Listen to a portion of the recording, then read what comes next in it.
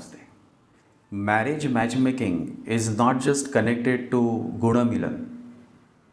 You see, there are many other elements such as moon sign, nakshatra, ascendant,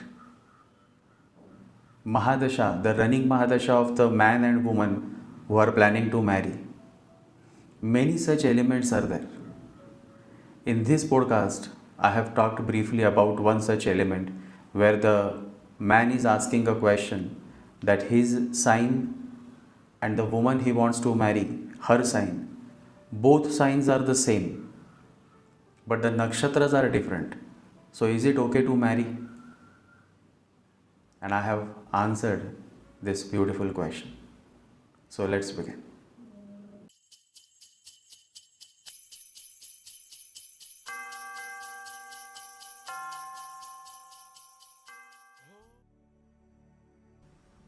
Yesterday, a young man asked a very beautiful question. His question was that is it okay for a couple with same Rashi, same sign to get married if they have different nakshatra?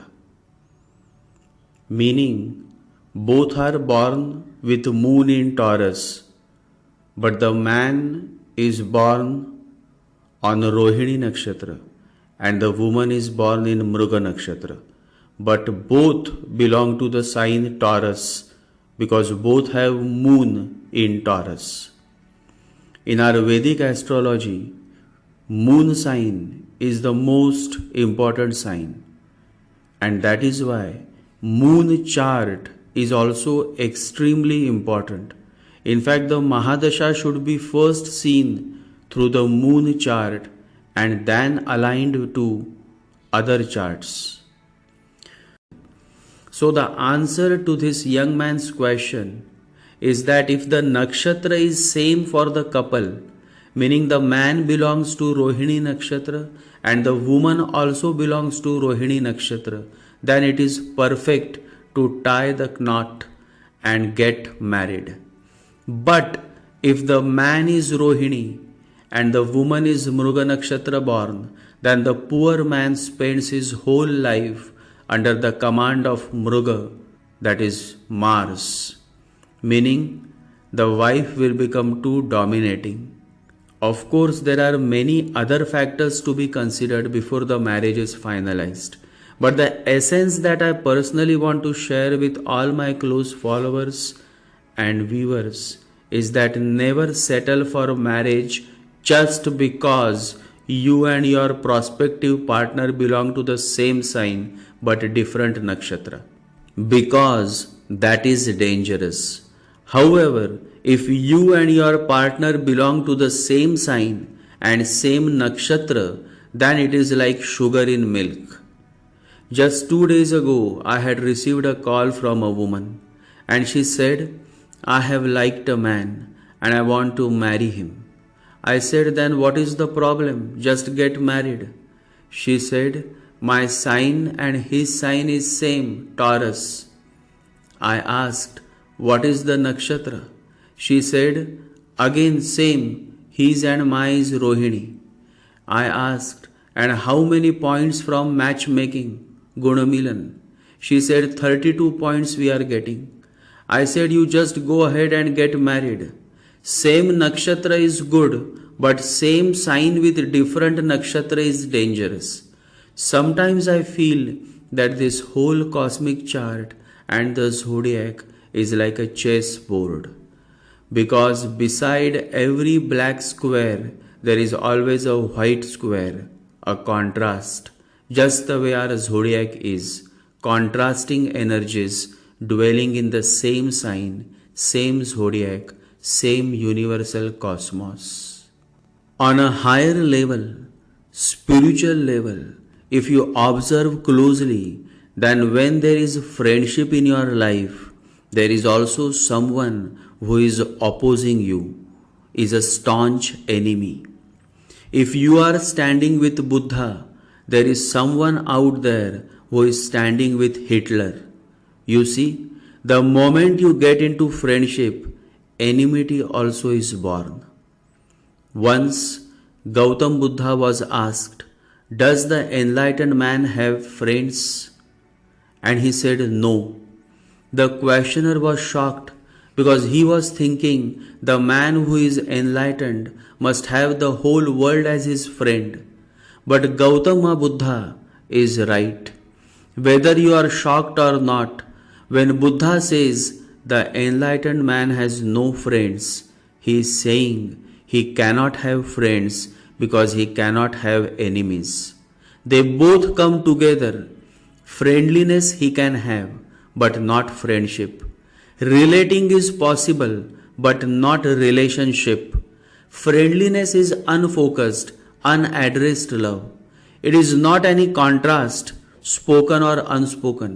It is not from one individual to another individual. It is from one individual to the whole existence. Friendliness is just the way of your being real and authentic. You start radiating it. It comes on its own accord. You don't have to bring it. Whoever comes close to you will feel the friendliness. Always remember, friendship is a relationship. You can be in a relationship with a few people. Friendliness is a quality, not a relationship. It has nothing to do with anybody else. It is basically your inner quality. You can be friendly even when you are alone. You cannot be in friendship when you are alone. The other is needed. But friendliness is a kind of fragrance. A flower opens in the jungle. Nobody passes by. Still, it is fragrant. It does not matter whether anybody comes to know of it or not. It's its quality. Nobody may ever come to know about it, but that does not matter. The flower is rejoicing. And this friendliness is seen between nakshatras that share the same nature, the same Lord, the same understanding. And so even if the sign is same, but the nakshatras are different, then it is much serious subject of study than otherwise, especially when it comes to the beauty of bonding, the beauty of relating, the fragrance of friendliness. Just for the larger interest of my viewers and followers who have been following me for a long time, I am sharing one simple example. Taurus and Capricorn. Now both are said to be friendly signs, but just because they are friendly doesn't mean the marriage will click on the right note. You have to see the nakshatra. There was a man and he was deeply in love with a woman whose sign was Taurus, and they loved each other. They got married. Now the fifth house was no more in activation. The focus had moved from 5th to 7th house. The focus had moved from Rashi chart to D9 chart. But that is a different question. First, you have to see the nakshatra. The boy was Capricorn Shravan Nakshatra. The girl was Taurus Mruga Nakshatra. Now the boy belongs to Moon, cool, calm, caring. The girl belongs to Mars, hot-tempered, aggressive, quarrelsome, possessive. How is the marriage going to work? And I have just pointed the basic outer circumference. The inside factors are still to be observed. So you see, after 12 months, they filed for divorce and the marriage was over in the next 4 months. I always insist that love is different and marriage is different. 5th house is different and 7th house is different. Rarely does the melting of love and marriage happens, to which the world calls love marriage. One day Mohan asked me, "What is it that you value in life?" I said, "Love." He asked, "Then why love fails?" I said, "Love never fails. Lovers fail." He asked, "Why lovers fail?" I said, "Because they want to possess each other. And the moment you become possessive, love starts evaporating. Love starts fading away." Possessive love is not love. Love happens and blossoms only when there is freedom, total freedom. Trust is the foundation of all relations. When you trust, you love, and when you love, you let the person have his or her freedom, total freedom. Only then the love will last, only then the love will blossom. If you love a flower, don't pick it up, because if you pick it up, it dies and it ceases to be what you love. So if you love a flower, let it be. Love is not about possession. Lastly, and I say it only to my close followers, that when you love, you simply love. Then don't visit any astrologer or get into any questions, just get married. Always remember, love has the strength to overcome all the odds, no matter whether you fail in marriage or you succeed in marriage.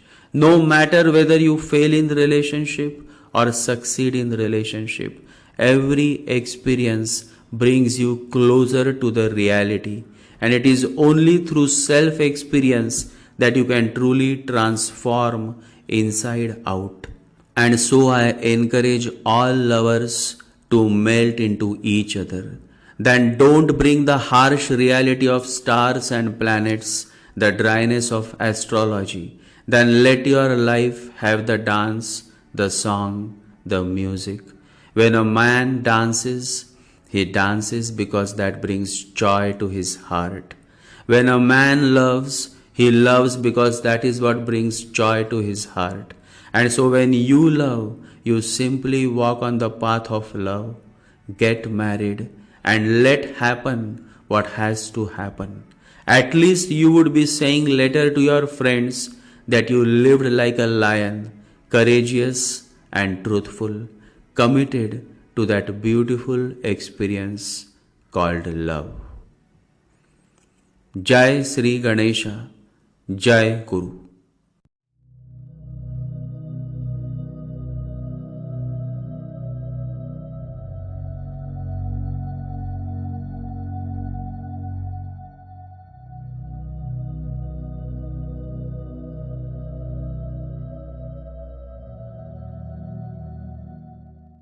ॐ गं गणपतये नमः।